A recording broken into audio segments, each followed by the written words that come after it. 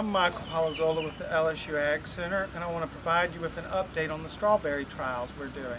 We started in 2020, and we've been able to expand greatly in 2021 with support from the LSU AgCenter and the Southern Region Small Fruit Consortium.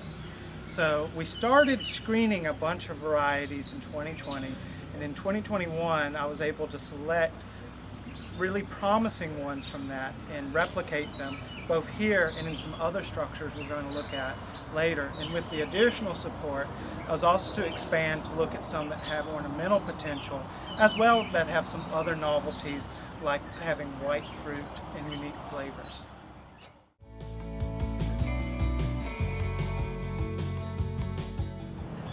Okay, now I want to go into some of my top ones from my initial screening that we've moved up into replication. This one here is called Dubois. It's a French origin selection. It has very intense flavor for some people and has a lot of fragrance to it that adds to that nice flavor. And nicely enough for our area, it's very disease tolerant, gets very little leaf spot, and very heat tolerant. So it's a good selection for a home garden. The fruit, this is not as typical. This is a very lovely, nice sized one, but your average sized fruit is probably going to be about this size here. A great selection for the home garden that has great flavor that you won't really find in the grocery store. Now we're going to move over here to look at another very promising selection. Even though I've just started screening this one this year, I believe it's going to be very promising and perform well in our area. This year's been very wet and it's been a great year to screen for disease, that's for certain. And this one's been very vigorous with our ups and downs in 2021.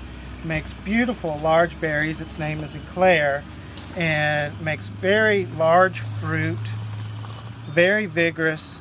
And I'm hoping that I still am recommending it to you next year if it makes it through our hot summer heat here. That's the only thing I haven't trialed it through, but other than that, it has great vigor, great fruiting potential, and great flavor, which can sometimes be hard to find in a large fruit like this. Sometimes that large fruit comes at the expense of flavor, but this one has very rewarding flavor potential. You do have to let it go all the way ripe before you want to harvest it. So this one I would probably leave just one more day until it's nice and more deep red for me to eat and enjoy that. But a very promising cultivar that we will continue screening and multiplying throughout our area. And here we have Seascape. It's one that is been grown a little bit longer. I have had it for one more year longer than this, and I grew it personally even before that.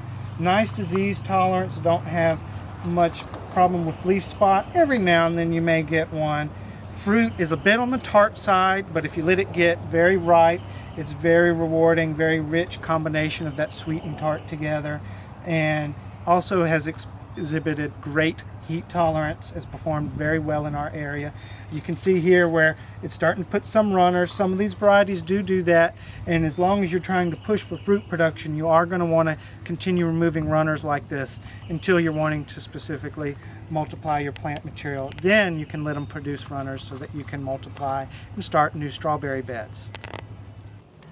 Okay, this is another cultivar that performed really well last year called Purple Wonder. With LSU, of course, we had to trial a strawberry that has the potential to be purple. So now we'll say early in the season it tends to have more of this red-like fruit. But as the season progresses later, the fruit turns more of a purplish color, and it really is a delightful flavor profile. That buildup of purple is anthocyanins, which has a more complex sweet flavor compound. Now the only thing I will warn, it is a little sensitive to leaf spot. This is a leaf from a plant I have in a separate pot, but it tolerates it fairly well. So it can recover from this and still make nice fruit for you. You may just want to, if it gets to be too serious, remove these leaves. It may require a fungicide application every now and then if it gets to be a little too serious, but Purple Wonder is definitely one to consider adding to your collection. It can be a little bit on the expensive side, so you're not probably going to plant a whole row of it, but if you get some and get it started, I think it's one you'll really enjoy. Okay, this is another selection I've replicated this year. It was on the borderline. It can be sensitive to leaf spot, but this fruit here, this large fruit and very, very flavorful fruit in this cultivar called Albion, has made it worthwhile enough for me that I've decided to replicate it. The other thing that counts against it for some people, but could be a boon for others, is it has a tendency to stay small. It doesn't get as large and as vigorous as some of the other plants. This means that it may actually long-term be better suited for a structure like this. It won't outgrow the structure, but if you're wanting to plant some out in the field, it may not. You may want to go with one of the more vigorous selections. But Albion has great flavor. It has very good heat tolerance in the middle of the summer. It is a little bit sensitive to leaf spot, but not to the point where it defoliates it. You can control it just by removing the leaves if it becomes unsightly or spreading too much. But it's a lovely plant that stays nice and compact, at least in my trials here, and makes large size fruit. I will say it sometimes takes 2 years for it to make this large size fruit, so don't be disappointed if for your first year you're not getting typical fruit on strawberries. That I found that to be something across the whole trial, that the fruit the second year tends to be a higher quality, sweeter and larger.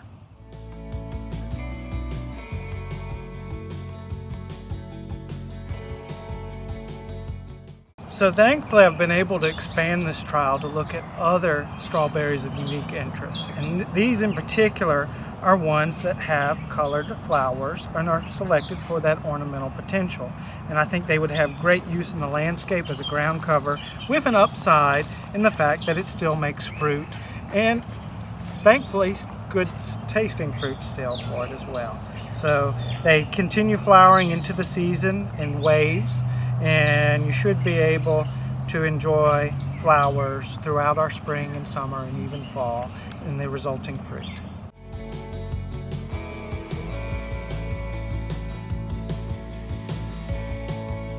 So here we are now looking at 3 new cultivars that I added to the screening process this year. So this one here has not established well. The plants have stayed small. I've had to replace plants several times. It's suffering from leaf spot and has low vigor. So far this would be one we would probably reject and not recommend for homeowners. I'm going to try to carry it through 1 more year to see if it can redeem itself, but with its low vigor, low fruit production, and not very outstanding fruit, more than likely one we will not recommend. Now moving over here, this is kind of an intermediate right now. Plants have great vigor, it's having a little bit of leaf spot. The fruit it has made have tasted excellent. Now it does have this bit of an oddity where the fruit exhibit vivifera every now and then. And that is a situation where the seeds on the strawberries start to germinate and you get little strawberry plants starting, and it'll do this even before the fruit ripens. So it's an oddity that if it happens at an increased frequency, may not recommend it for your average home gardener, but the taste and vigor are good so far. And here's a different cultivar where nice vigorous plants, great fruiting the first year.